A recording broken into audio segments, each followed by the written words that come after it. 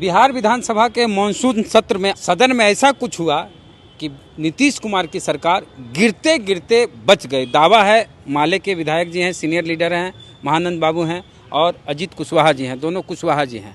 क्या हुआ आज?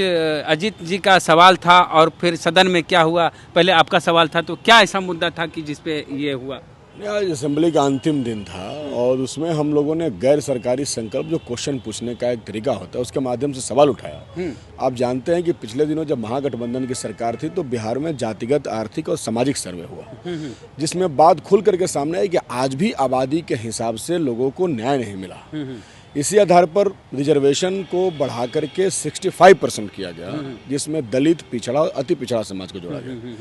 लेकिन अब सबको पता है कि हाई कोर्ट ने उसे निरस्त कर दिया। जब हाई कोर्ट ने निरस्त कर दिया तो हमें बहुत दुख हुआ, हमें ही नहीं बल्कि बिहार के उन लाखों करोड़ों दलित, पिछड़े, शोषितों को कष्ट हुआ जिनके सपने और जिनकी सोच में वो आरक्षण था, जो ये चाहते थे कि वो आरक्षण रहे जिससे उनको लाभ मिल सके।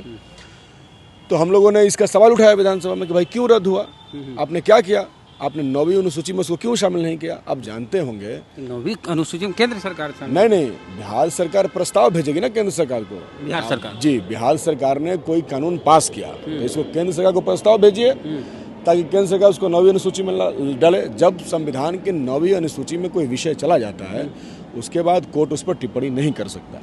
हम लोगों ने कहा कि भाई आपने 9वीं अनुसूची में नहीं भेजा, इसलिए आप बिहार विधानसभा में सर्वसम्मति से प्रस्ताव पास करिए और 9वीं अनुसूची में भेजिए। लेकिन सरकार सर्वसम्मति करने के लिए तैयार नहीं हुई। भाजपा के लोग आरक्षण के विरोध में जो रहे हैं उनका स्पष्ट चेहरा दिखा।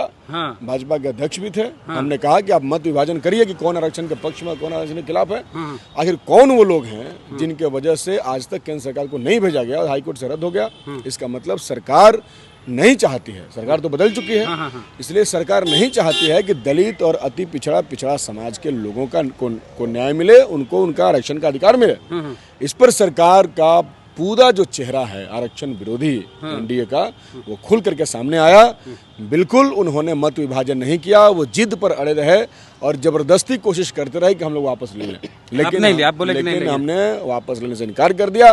पूरा महागठबंधन मजबूती के साथ खड़ा हुआ कि नहीं, 65% आरक्षण हमारा अधिकार है, हम इसे लेकर रहेंगे। हमने लड़ाई लड़ा, मजबूती के साथ हम लड़ते रहे। सर आप ये बताइए, साहब सीनियर लीडर हैं, महानंद बाबू विधायक जी हैं, कैसे सरकार गिरते गिरते बच गई जो आपका दावा है, ये समझाइए हम लोगों को, जबकि बहुमत में तो वो है। जैसे इसमें मत विभाजन की बात होती, अब मत विभाजन में सत्ता पक्ष वाले कह रहे हैं कि भाई हमने तो आरक्षण के पक्ष में है।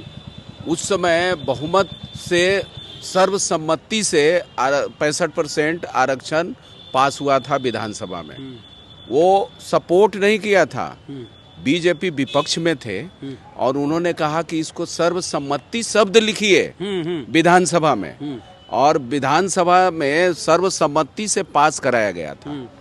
जैसे ही मत विभाजन होता तो सत्ता पक्ष वाले लोगों को भी अजीत कुमार सिंह जो सवाल उठाए थे, उस सवाल के पक्ष में उनको वोट देना पड़ता। तो ये वोट देना पड़ता, नहीं तो वो स्पष्ट चेहरा सामने आता कि चाहे तय करो किस ओर हो तुम, आदमी की ओर या कि आदमखोर हो तुम, आपको आरक्षण के पक्ष में है कि आरक्षण के विरोध में है। सीधे सीधे ये 2 लाइन था। ये 2 लाइन के पक्ष में खड़ा होने का वक्त जब आया तो उनको तय करना था। यदि नहीं करते तो जनता के बीच ये मैसेज आता कि आप केवल झुनझुना थमा रहे हैं, आप नहीं चाहते हैं कि 65% आरक्षण लागू हो। आज यदि आरक्षण के पक्ष में हाथ उठाते तो सरकार बहुमत से गिर जाती, विपक्ष का एजेंडा बहुमत से पास हो जाता तो सरकार गिर जाती। सरकार कैसे वहाँ पर इस मामले में जान लीजिए कि बहुमत जो है, मत विभाजन का मतलब है कि विपक्ष ने जो सवाल उठाया किसी भी विषय पर, और मत विभाजन के उस विषय पर मत विभाजन की बात जब होती है तो सत्ता और विपक्ष का मत विभाजन होता है। तो जैसे ही मत विभाजन का मामला आता तो ये विपक्ष का सवाल था और उसमें मत विभाजन में सरकार का पक्ष जब गिर जाता तो इसका मतलब है कि सरकार इस इशू पर गिर गई, मेजोरिटी में नहीं है। एक इशू पर मेजोरिटी में नहीं है। तो इसी इश्यू पर सरकार चलाने लायक नहीं है। अब आप गद्दी छोड़िए। ये तो हो गया कि तो व्यवहारिक रूप से नहीं ना सरकार गिरती है। न एक इशू पर तो आप ये आप पीछे हट गए ना। हाँ। आप आपका इशू पे सरकार, हाँ, आप नीतीश की कुर्सी हिला दी है, पूरा हिल गया, गिरी नहीं, गिरती भी नहीं, पूरा हिल गया। और उनके अंदर के सामंती सोच है, अति पिछड़ा दलित और पिछड़े के पक्ष में जो न्याय की बात जब सामने आती है तो बात तो करते हैं, सब वोट ले लेते हैं। वोट तो पिछड़ा जाति के अति पिछड़ा का लेने का काम करते हैं, लेकिन जब उनको जरूरत हुआ, उनका आरक्षण का जरूरत हुआ, वहाँ पर तो वो पीछे हट गए। अच्छा। यही तो जवाब देना था। चूंकि आप लोग सर चरचर गो कुशवाहा विधायक हैं CPI ML में, और अभी भी कुशवाहा जी, भी कुशवाहा जी और 2 कुशवाहा जी हैं। सम्राट चौधरी जी कुशवाहा, उनको तो कहाँ कह रहा था सबको मुख्यमंत्री बनाएंगे, अब प्रदेश अध्यक्ष से भी हटा दिए हैं भाजपा वाले। तो कुशवाहा है। हाँ, सम्राट चौधरी जाति से न कुशवाहा है, लेकिन वो वैसे सामंती ताकतों का नेतृत्व कर रहे हैं। और जो कुशवाहा जाति अभी भी देखिएगा कि समाज में उनको विकास की जरूरत है। वो गरीब लोग हैं। हाँ। उनको सामाजिक तौर पर उत्थान कदुआ बैगन कर रहे हैं। हाँ, उत्थान की जरूरत है। उनको कृषि के मामले में जो विकास होना चाहिए वो उनकी ज़रूरत है। इसके लिए भाजपा क्या लड़ती है? कुछ नहीं लड़ती है। वो तो दंगा फसाद वाला करते हैं, जाति के नाम पर चेहरा लेकर के आ रहे हैं कि भाई हम कुशवाहा हैं। तो कुशवाहा का चेहरा लेकर के सामंतों का वो काम करते हैं। हम लोग कुशवाहा का चेहरा नहीं है, हम लोग गरीबों का चेहरा है, बहुजन का चेहरा है।